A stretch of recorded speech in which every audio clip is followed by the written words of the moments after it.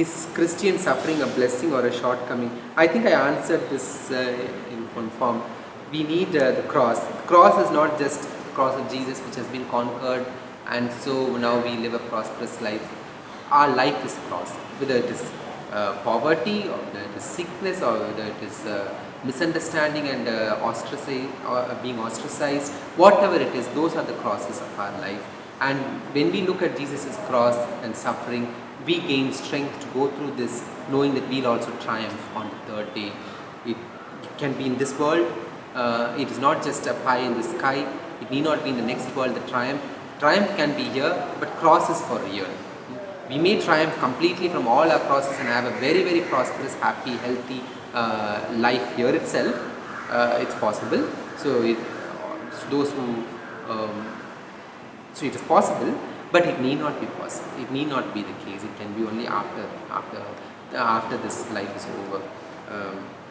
Is Christian suffering a blessing or a shortcoming? Wasn't Jesus judged once and for all so that mankind can be saved through him and be blessed with a healthy and prosperous life? Okay? Christian suffering, is it a blessing? David says, Lord, it is good for me to be afflicted so that I will learn your word. See, suffering is always painful, but suffering is man's chosen way. Because God, when he created mankind, it was free of suffering. Death came because of sin. Pain came because of sin. Suffering came because of sin. So suffering in its original form was not God intended, it was man's choice. But through suffering, God is telling us that in this world you will have suffering. But be of good cheer, I have overcome the world. So is suffering good? I would only say that you need to look at the destiny. So it's like asking Usain Bolt after he has won the Olympic gold. All those times when you were practicing and your coach pushed you that much harder, when everybody else was relaxing and laughing, why did you have to keep on practicing and disciplining your body?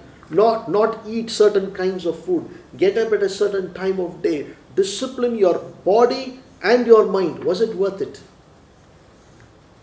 At the end, he will say, yes. Why?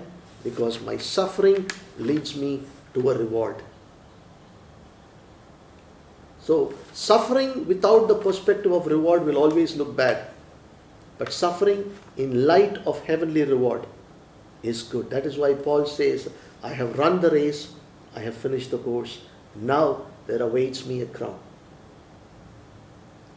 So, Christian suffering is not easy, but it is worth it. We could be mocked, we could be ostracized, we could be beaten, persecuted.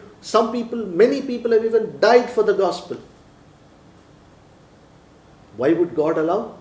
Because he is saying that there are sufferings in this world, but it's a reward for those who are righteous.